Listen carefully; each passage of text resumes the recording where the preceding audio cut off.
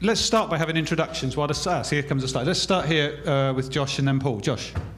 Hey, everybody. Okay, so last panel here, keeping it a little lively. We'll try to wake up all the sleepers in the room. My name is Josh Ahrensberg. I'm lucky. I have one of the best jobs that I could possibly think of in the industry. I own global business development for media and entertainment for Verizon. I get to work across a whole slew of different areas, and I get to work in a space that I spent my entire career, including winning an Emmy for some crazy television nonsense. So I'm not your normal tech person, but I do have a long career doing technology and implementing technology for the industry that I operate in. And for my last two roles, which previously was at Comcast and now at Verizon, I basically have a role that you can think of as a CTO, a domain-specific CTO within an organization. So I'm thrilled to be here today to talk to you guys about my perspective. And I've really, I have to say, I've enjoyed today learning a lot about this space, because some of the stuff that I'll share with you today I think is so relevant to the topics that you guys are thinking a lot about. Yeah, Paul Schwazel. I'm the Vice President of Transport and Networking at American Tower. I'll be sharing with you guys some of what we are doing around the world and what we think and feel about this, the edge, whether it be metro or in any of its forms. Good stuff. Thanks, guys. I think the panel here, Cloud Metro and the 5G Network Edge, the reason I kind of wanted to do this one, I thought is a little bit, as Josh was saying, but also many of the topics Tim brought up. It wasn't quite as sophisticated as that. It was more like, if I'm a user, if I'm a customer on my phone, how quick can I get stuff? Or if I'm at my house or wherever it is, it's like, how fast can it be? How can the experience be good? And a lot of that turns out to be not just how good my access connection is, but where the stuff is and how I can get to it and how I can get to it really fast. So that's the topic.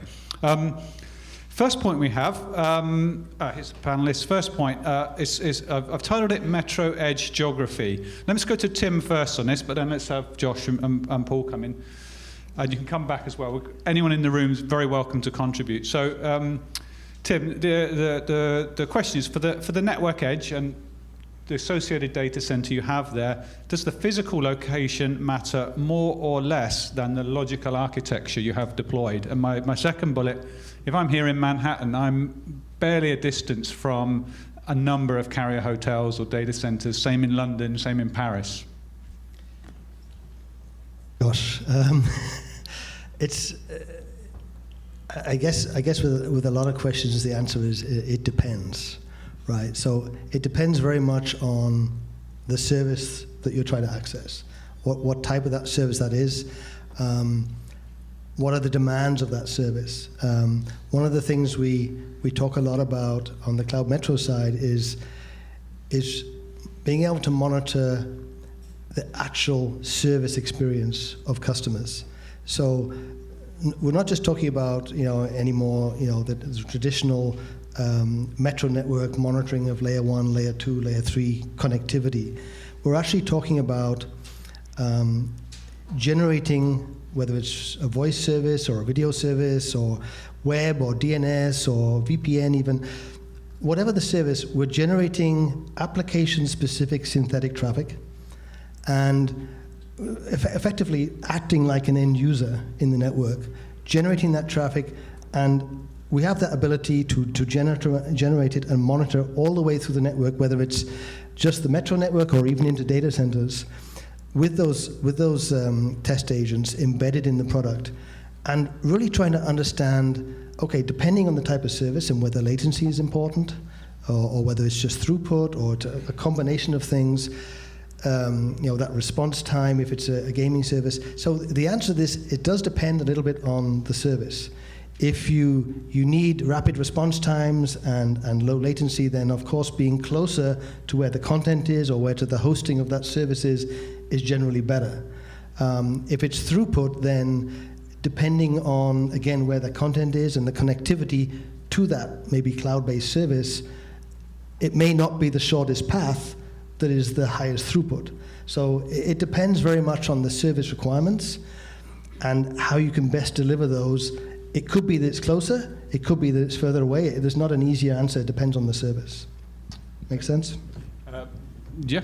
Anyone? Josh, want to have a go? Okay, I'll try to comment a whole bunch on this one. Okay, so listen, there's so I'm going to take this from a media and entertainment specific perspective for you guys, because obviously you spend a lot of time thinking about how these networks and how the core operates and how the RAN works.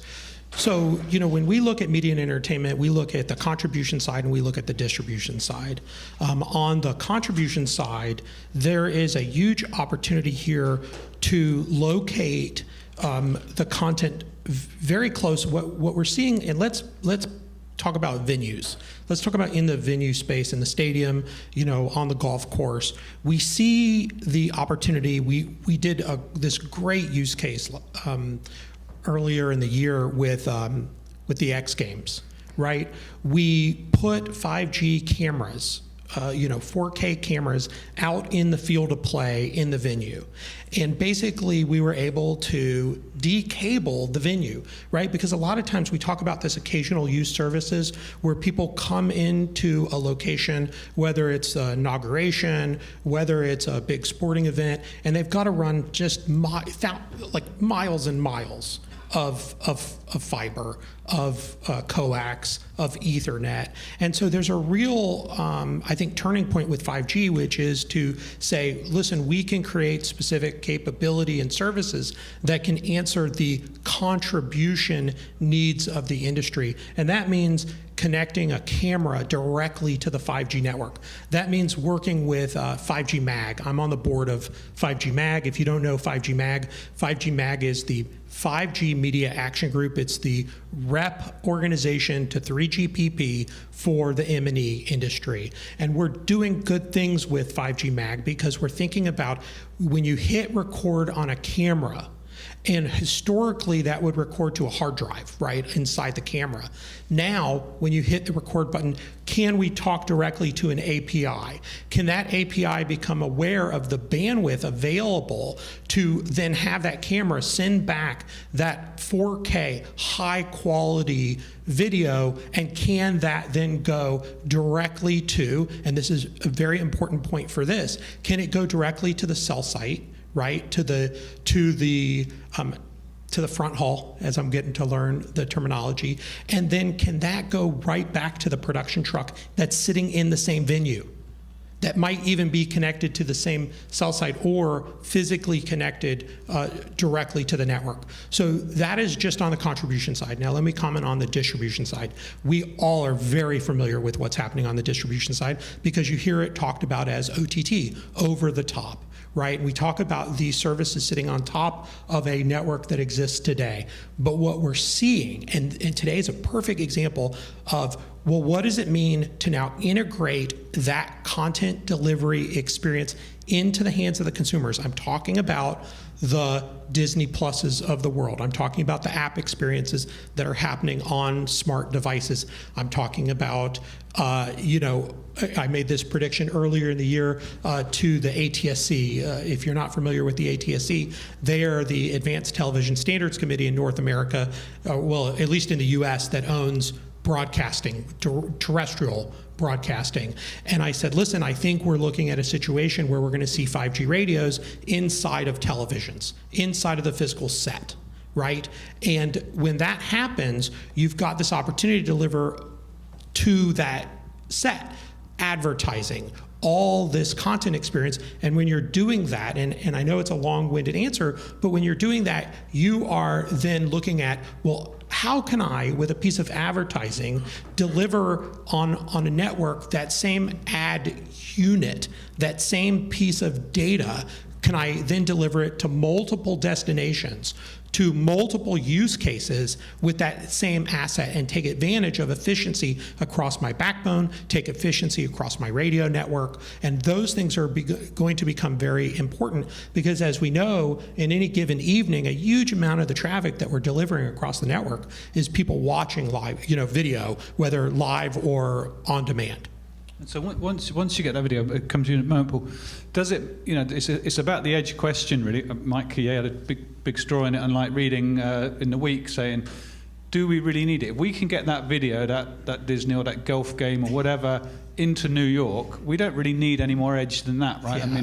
Yeah, okay, listen, so I was in Boston yesterday, and I had a conversation literally with, we'll leave the name of one of the largest media companies out there, and I was sitting at this breakfast with this individual who owns delivery for this very large media company, and he said to me, Josh, what does it mean, latency? Like, is it really matter? I mean, we're delivering when the person hits play, when the customer hits play, are they really eight seconds versus 8 milliseconds versus 45 seconds? Okay, so the answer there, it's not exactly simple, and we're still figuring it out. We don't have all the answers. Here's what we know early on.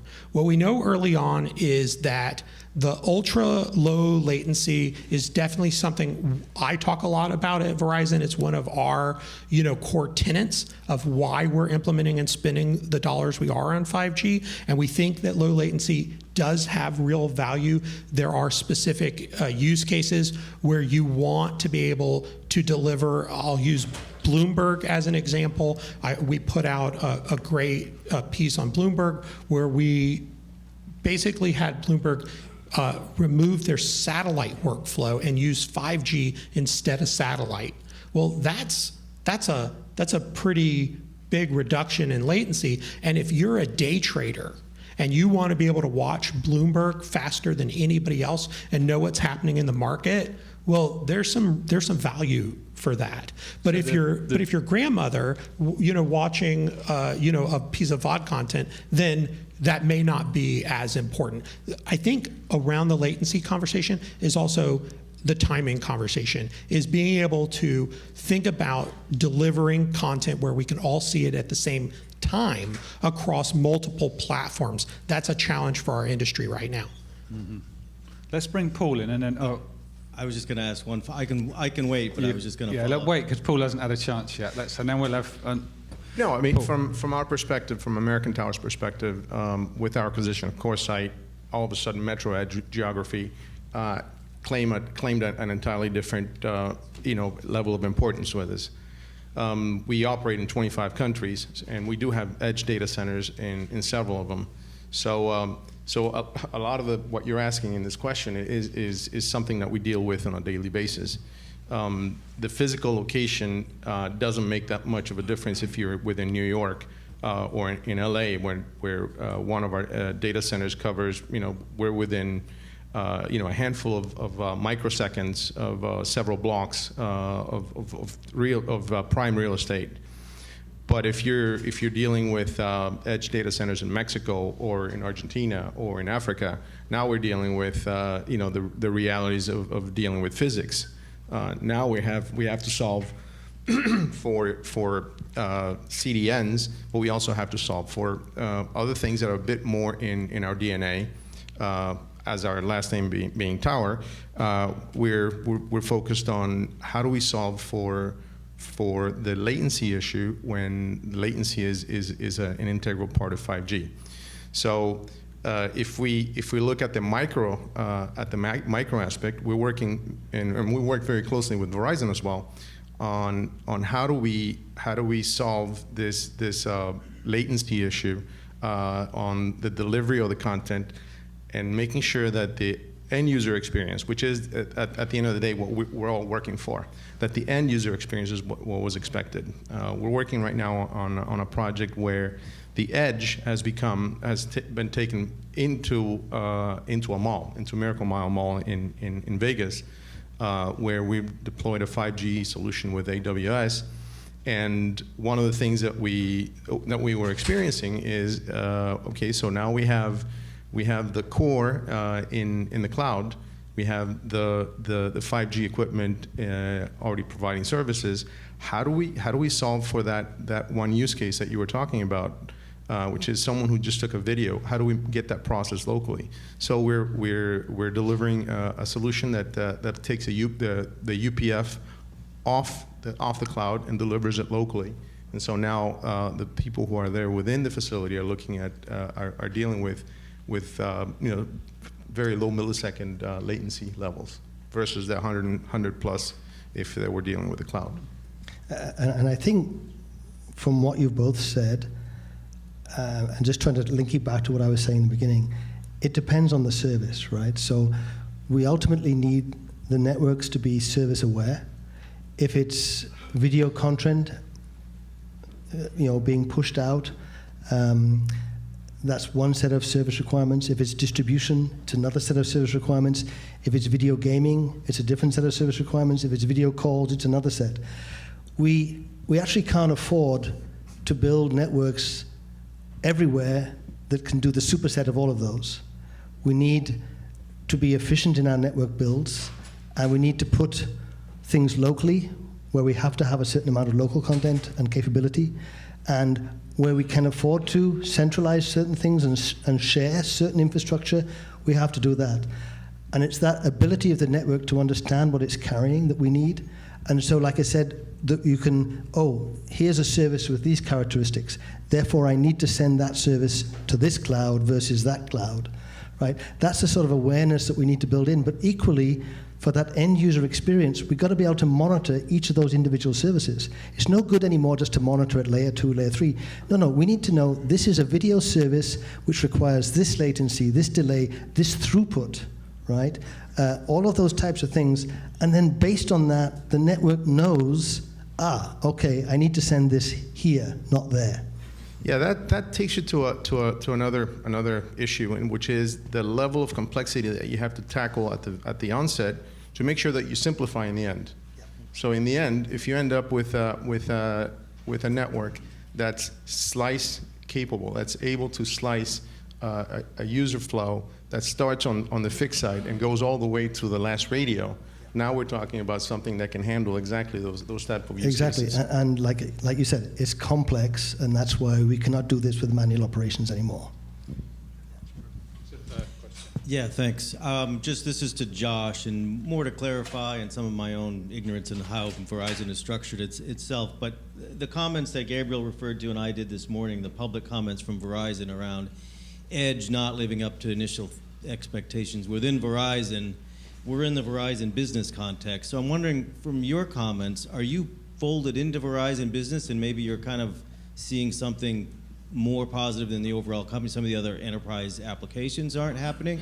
Or are you sitting outside of Verizon business where the media entertainment is doing things where, seeing early demand in Edge, whereas Verizon business as a whole isn't? I don't know if that makes sense. Kind of sort of where do you sit within the overall Verizon business where we saw these sort of, measured comments about Verizon business. You are, okay. I think Mike's story, though, was actually referring to the business side's going pretty well, the on-prem edge, and it's the in-network edge that was struggling. Not struggling, but just taking the time. And I think it's because it's already a pretty good service most places. We're doing a lot. I mean, I haven't mentioned the Streaming Video Alliance stuff that we've deployed on our network, which really, is really cool stuff around open caching. I'm a big believer in open standards, as I'm sure a lot of you in this room are, especially if you're thinking a lot about Open RAN. And so open caching is the kind of, in my opinion, the next step for organizations like Verizon to be able to deploy, cached data, files, content right to the edge of our network. I mean, if it was up to me, I'd basically put it in the cell site. So, but we're not there today, but we are very serious, and we've made a large commitment to deploying open caching on our network, and that's a space that I think is going to grow, and I think that's a space that delivers a pretty great result for end consumers who are watching content on their devices. So without mentioning names, I mean, if I go back in my career 10 years to when we started doing CDNs in a former company at the time, I remember at the time we spent a lot of effort with perhaps the biggest consumer of bandwidth for most networks at the time, and definitely they were very anti-open anything. It was their algorithms, and they were not going to share with anybody else. Is that something you see changing in the industry? Yeah, I do. I very much do. I mean, and especially, from my perspective, which is media and entertainment, I think it's very important to adopt, standards that support, an industry and a growing industry at that, where, during COVID, during the pandemic, so many people were watching content online. So many people were having, an experience, and we wanted to make sure that that experience was great. What I think is important there is the differentiation, right? The ability to have content, the ability for content, once you start to play the content, you're not getting rebuffers, you're not getting refreshes. You've got very low jitter. That content experience is excellent. I think, and I'll leave you with more of a question, which is right now the industry is trying to figure out, do you need high resolution? Does high resolution really, keep the customer from churning? Does it keep them watching longer? And that's a question that's actually out there right now. That's a very, relevant question that we're trying to figure out. I see these, I mentioned earlier, I'm somehow connected in with all these cell tower spotters on Twitter.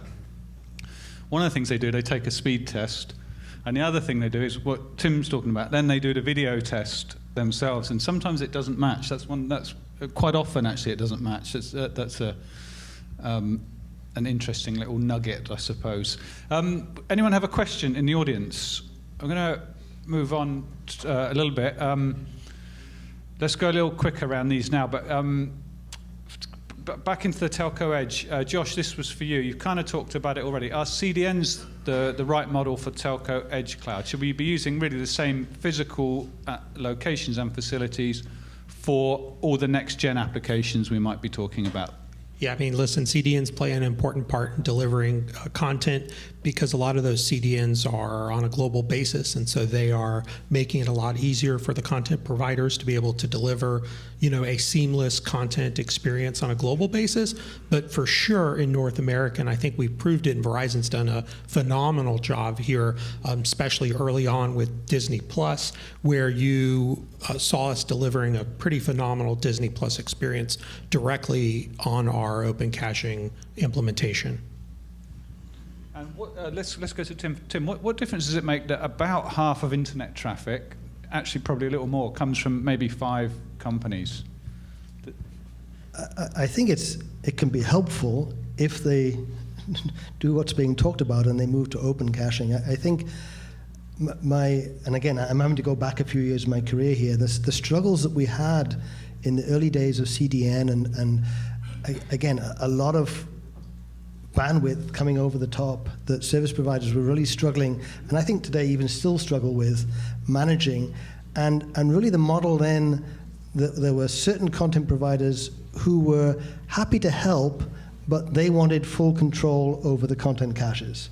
And I like very much if this trend towards open caching really takes off and everybody supports it, that we move away from that model of effectively, the content provider puts a power-sucking alien that they control in the service provider networks, and the service provider has no ability to really interact with it.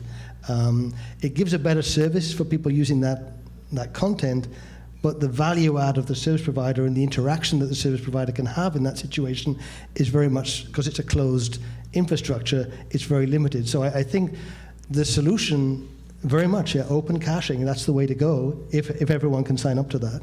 So, let's go to Josh, but Paul, if you want to comment. Josh, the second part of this I was interested in is how do the telco network teams actually interact with the technical teams in the media and cloud companies? You mentioned you're in Boston. Is it basically you go to Boston and have breakfast and chat about it, or because that's kind of in a way what we want to get away with automation, or is there a? Well, so first of all, I'll go wherever the customer's at. That's of course. very important to say. But we've got great partners, right? I mean, look at our Wavelength product today. Wavelength is with AWS, right? And I think there's a lot of capability that we still have untapped in that space, and we're going to continue to harness it because we know that our investment in this 5G deployment, we know that our investment in the intelligent edge network, that's our One Fiber project where we're deploying about 1,500 route miles a month of new fiber, are critical for delivering that 5G experience that consumers are expecting. And then on top of that, and I know it was alluded to earlier in the day, our fixed wireless access product, where we are, basically inside the U.S. and North America deploying a last mile, broadband solution, is absolutely key for us to deliver that best a breed, experience, and that means that the, Verizon as a telco, that interaction that you see, not just with the media companies, but with the cloud hosting providers. I talk about it a lot. We are agnostic. Okay, so we have. Sorry to interrupt. Are you easy to deal with in the sense that just to keep this in the please. sense that one of the things that the promise of Wavelength and Azure Public Mech and the Google thing is that if you're a developer or a content person, you haven't got to actually talk to Verizon or any person. You just dial in through the console, you're done. You're spot on. You are really spot on, and we do a lot of work to develop those relationships with the software developers, right? So that the actual devs, when they're thinking about their next generation product solution, they are able to deploy that, and they don't have to come to somebody like myself to make that work. Good. Any comments, Paul, or we'll move on? I've got. Yeah, go ahead. From on to my other topics now. Here we go. Unless anyone's got a question. What I wanted to get to, we've done venues. We'll come back to that in a minute, though, Paul. What about this far edge? This Josh has mentioned it. For a few years, this was the big hype that, in fact, I can go back over a decade and talking about caching on the cell site and breakout locally and all that sort of thing. You have a lot of these, as American Tower and all the venues and everything, you have a lot of far edge assets. Do you think we'll see content and applications in the aggregation network or deep into the RAN in the next 5 years, as I've got on the chart? I'd say it's happening as we speak. It's starting to happen as we speak. Not talking about venues, not talking about stadiums or airports. I'm talking about in the wide area. No, that may take a bit, but if we're talking about in building, yeah, absolutely. If you look at some of the work that we're doing with our friends at Sienna, Juniper, we're developing the next generation 5G network, and that includes turning the facility basically into the edge.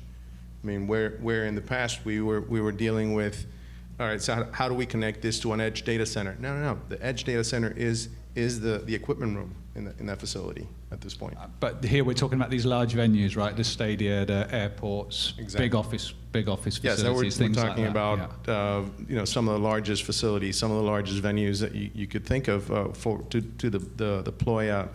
Well, it's a private/hybrid network. Racetracks, airports, very large venues. But in the far edge. Yeah, it's coming. We're working on technologies such as C-V2X, connectivity of vehicles to everything, where we need to be a lot closer to the vehicle. You can't make you can't turn a sub-millisecond decision into something that's going to take 110 milliseconds.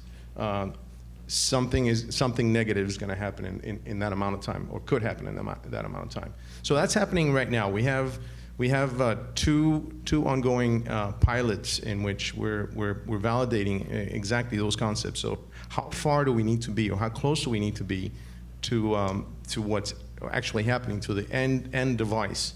Mm-hmm. So the onboard unit in a vehicle. Yeah. So C-V2X for everyone is cellular. Vehicle, to everything, which could include a roadside unit, which is the edge device we're talking about. Exactly. What about, Josh, say we're in this large venue, we're in the stadia or wherever, and we actually want to consume some content created there. Yeah, I talk a lot about this. I talk a lot about when consumers are not just in the living room anymore. As you guys know, because you are the consumer, you are going to an event and you want to have a unique experience in the event. We've done a lot of great stuff there, whether it's the Indianapolis 500 or whether it's the Super Bowl or whether it's a regular baseball game and you're going to go to the baseball app, and you're going to find that when you go to the baseball app or you go to the Super Bowl and you open the Super Bowl app inside the venue, that you're going to have a different content experience. You're going to be able to have a unique experience inside the venue. So we talk about the inside the venue experience. I talk about what's happening outside the venue, meaning whether it's on the subway or whether it's in the parking lot with a tailgate experience, and then the living room experience that content experience is going to drive. And each one of those three spaces has a unique opportunity to deliver a differentiated experience. So for instance, when you're inside the venue, you're looking for an ultra low latency experience. You're not going to want to watch something on your phone, a different camera angle, maybe live stats. We saw some really cool stuff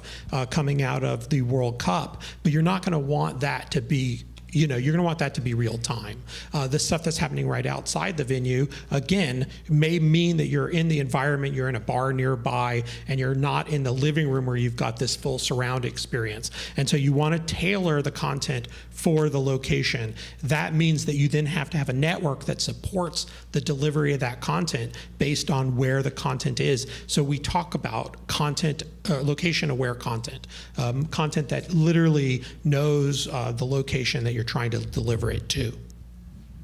And Paul, these venue systems then, how mature would you say the technology stack is, the solution is, We're, if you're talking about crawling, walking, running, we're walking already. I mean, I think the solution stack is already there. We had a demo with Sienna at the Aachen University Lab a couple of weeks ago, and the end result is very satisfactory.